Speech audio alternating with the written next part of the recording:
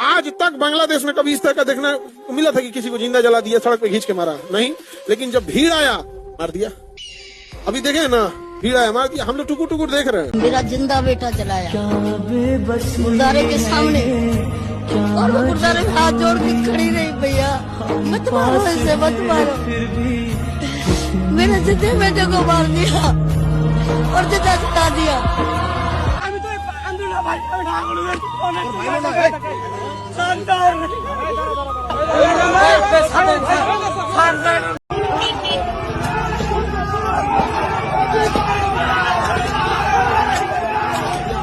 चुनाव का मौसम है, इसलिए देश में सबसे पहले धर्म उबाल पर है। महंगाई चुप है, बेरोजगारी गायब है, लेकिन हिंदू मुस्लिम पूरी आवाज में है।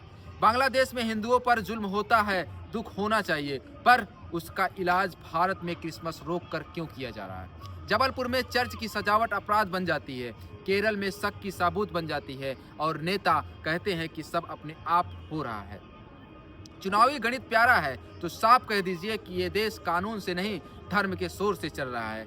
आज नफरत वोट दिला रही है, कल यही नफरत घर जलाएगी। फर्क बस इतना होगा कि नेता मंच पर होंगे और देश कटघरे में होगा। ना कोई दूरी ना कोई खाई,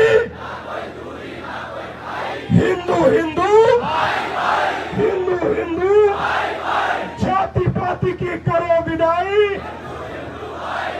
इधर से मैंने कहा, उधर से तूने आवाज लगाई। हिंदू हिंदू हिंदू हिंदू। बांग्लादेश में हिंदुओं पर हो रहे अत्याचार की खबरें कोई अफवाह नहीं है। वहां मंदिरों पर हमले, घरों में तोड़फोड़ और डर का माहौल कई अंतर्राष्ट्रीय रिपोर्ट में सामने आ चुका है।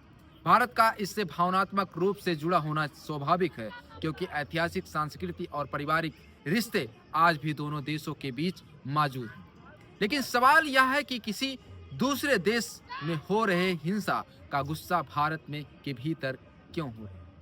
अल्पसंख्यक नागरिक पर क्यों उतारा जा रहा है? अंतर्राष्ट्रीय मुद्दा का समाधान कूटनीति, दबाव और बातचीत से होता है, ना कि अपने ही देश में सामाजिक एकता को कमजोर करके। अक्टूबर 2023 से गजा में 70,669 फिलिस्तीनी, जिसमें बच्चे और बूढ़े, महिलाएं, उनकी तादाद ज्यादा थी, उन्हें मौत के घाट उतार दिया गया। उसकी ना हम मजम्मत करेंगे, ना निंदा करेंगे, कोई आंसू नहीं बहाएंगे, क्योंकि वह मुसलमान है। हिंदू मर जाएगा तो हम परेशान हो जाएंगे, और वो अपने देश का नहीं, विदेश का है। क्या हम हिंदू राष्ट्र हैं कि बाहर के हिंदुओं को भी हम हिंदुस्तानी समझते हैं, और अपने देश के जो नागरिक हैं उन्हें हम रोज बरोज पाकिस्तानी बता बता कर लानत मलानत बरसाते हैं, गाली गलौज करते हैं। भारत का चुनावी इतिहास बताता है कि जब भी असली मुद्दे जैसे बेरोजगारी, महंगाई, किसानों की हालत, शिक्षा और स्वास्थ्य सरकारों के लिए असहज हो जाते हैं, तब धर्म को चर्चा का केंद्र लाया जाता है। 1990 के दशक से लेकर आज तक कई चुनाव ऐसे रहे जहां धार्मिक ध्रुवीकरण खुलकर देखने को मिला। समाजशास्त्री और चुनाव विश्लेषण भी मानते हैं कि धार्मिक पहचान पर आधारित राजनीति भावनात्मक होती है और तर्क को पीछे छोड़ देती है। यही कारण है कि हर चुनाव से पहले समाज में तनाव बढ़ता है और आम नागरिक असली सवाल पूछना भूल जाता है। ये जो धर्म के नाम पर देश में नफरत फैलाने का काम कर रहा है, ये तस्वीर धर्म को लेकर हमारा डबल स्टैंडर्ड दिखाती है। ये दिखाती है कि हम भारत में रहने वाले अल्पसंख्यकों के साथ भी क्या उसी तरह का धार्मिक भेदभाव नहीं कर रहे हैं जैसा बांग्लादेश में हिंदुओं के साथ हो रहा है। लोगों को क्रिसमस मनाने से रोक रहे हैं, खुद अपने देश में गैर हिंदू धर्म के लोगों के साथ क्या कर रहे हैं? उनके त्योहारों से इतनी नफरत कर रहे हैं।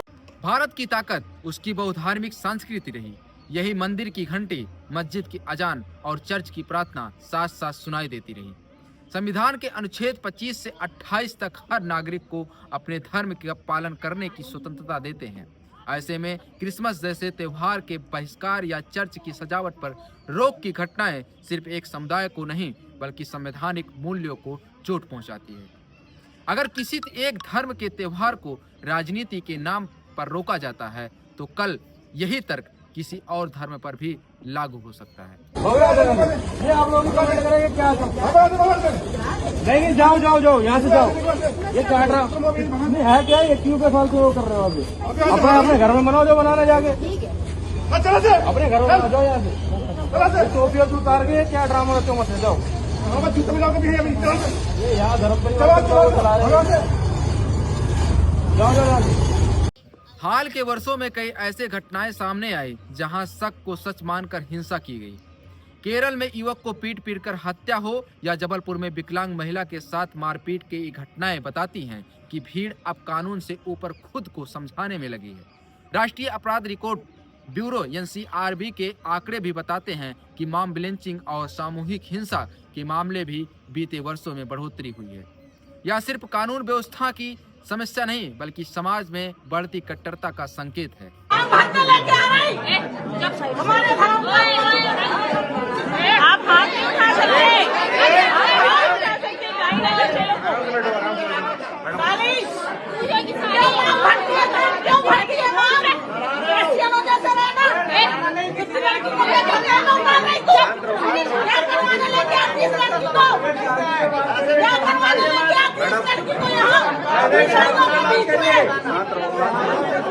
अंदर में ढकेलेंगे इस लड़की को।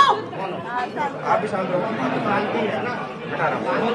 इतनी किसी लड़कियों को लेके आती हो, धंधा करवाने के लिए। आज सबसे बड़ा सवाल यह नहीं कि भारत किस धर्म का देश है, बल्कि यह है कि क्या भारत अब भी संविधान का देश है या नहीं। पश्चिम बंगाल हो या कोई अन्य राज्य, चुनाव आते ही धर्म को हथियार बनाकर राजनीति की जाती है और अंतर्राष्ट्रीय घटनाओं को घरेलू ध्रुवीकरण के लिए इस्तेमाल किया जाता है।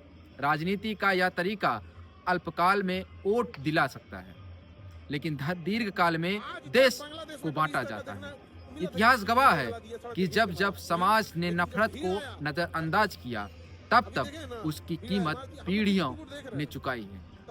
अगर आज भी जनता चुप रही तो कल सवाल सिर्फ अल्पसंख्यकों का नहीं पूरे लोकतंत्र का होगा।